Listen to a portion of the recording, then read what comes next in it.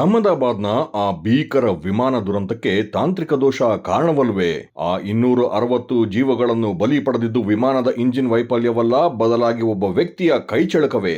Air India A171 ವಿಮಾನ ಪತನದ ತನಿಖೆಯಲ್ಲಿ ಈಗ ಅಕ್ಷರಶಃ ಸ್ಫೋಟಕ ಮಾಹಿತಿ ಹೊರಬಿದ್ದಿದೆ. ಕಳೆದ ಜೂನ್ 12, 2025 ಅಹಮದಾಬಾದ್ನಿಂದ ಲಂಡನ್ಗೆ ಹಾರಲು ಸಿದ್ಧವಾಗಿದ್ದ Boeing 787 Dreamliner take off ಆದ ಕೆಲವೇ ಕ್ಷಣಗಳಲ್ಲಿ ಪತನವಾಗಿತ್ತು. ಇಡೀ ದೇಶವನ್ನೇ ಬೆಚ್ಚಿ ಬೀಳಿಸಿದ್ದ ಈ ದುರಂತದಲ್ಲಿ 260 ಮಂದಿ ಸಾವನ್ನಪ್ಪಿದ್ದರು. ಆದರೆ ಈ ಸಾವಿನ ಹಿಂದೆ ಅಡಗಿದೆಯೇ ಒಂದು ಭಯಾನಕ ಸತ್ಯ. ತನಿಖಾ ಸಂಸ್ಥೆಗಳ ಇತ್ತೀಚಿನ ವರದಿಯ ಪ್ರಕಾರ ವಿಮಾನದ ಇಂಜಿನ್ಗಳು ತನ್ನಷ್ಟಕ್ಕೆ ತಾನೇ ನಿಂತು ಹೋಗಿಲ್ಲ. ಬದಲಾಗಿ ವಿಮಾನ ಟೇಕ್ ಆಫ್ ಆದ ಕೇವಲ 3 ಸೆಕೆಂಡುಗಳಲ್ಲಿ ಇಂಧನ ಪೂರೈಕೆಯ ಸ್ವಿಚ್ಗಳನ್ನು ರನ್ ಮೋಡ್ನಿಂದ ಕಟ್ ಆಫ್ ಮೋಡ್ಗೆ ಬದಲಾಯಿಸಲಾಗಿದೆ.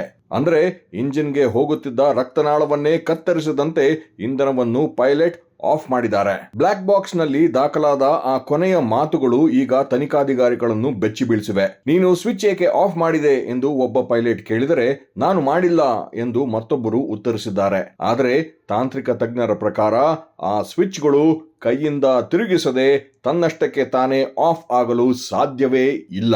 ಇಟಲಿಯ ಪತ್ರಿಕೆಯೊಂದು ನೀಡಿರುವ ವರದಿಯ ಪ್ರಕಾರ ಕಮಾಂಡರ್ ಸುಮಿತ್ ಸಬರ್ವಾಲ್ ಅವರ ಮೇಲೆ ಶಂಕೆ ವ್ಯಕ್ತವಾಗಿದೆ. ಇದು ಉದ್ದೇಶಪೂರ್ವಕ ಕೃತ್ಯವೇ ಎಂಬ ದಿಕ್ಕಿನಲ್ಲಿ ಅಮೆರಿಕದ ತಜ್ಞರು ಕೂಡ ತನಿಖೆ ನಡೆಸುತ್ತಿದ್ದಾರೆ. ಆದರೆ ಭಾರತದ AIIB ಸಂಸ್ಥೆಯು ಇವೆಲ್ಲವೂ ಕೇವಲ ಊಹಾಪೋಹಗಳು, ಅಂತಿಮ ವರದಿ ಬರುವವರೆಗೆ ಕಾಯಬೇಕು ಎಂದು ಸ್ಪಷ್ಟಪಡಿಸಿದೆ. ಒಂದು ವೇಳೆ ಇದು ಉದ್ದೇಶಪೂರ್ವಕ ಕೃತ್ಯವಾಗಿದ್ದರೆ ಭಾರತೀಯ ವಿಮಾನಯಾನ ಇತಿಹಾಸದಲ್ಲೇ ಇದು ಅತ್ಯಂತ ಕರಾಳ ಅಧ್ಯಾಯವಾಗಲಿದೆ. 260 ಜನರ ಸಾವಿಗೆ ನ್ಯಾಯ ಸಿಗುತ್ತದೆಯೇ ಕಾದು ನೋಡಬೇಕಿದೆ.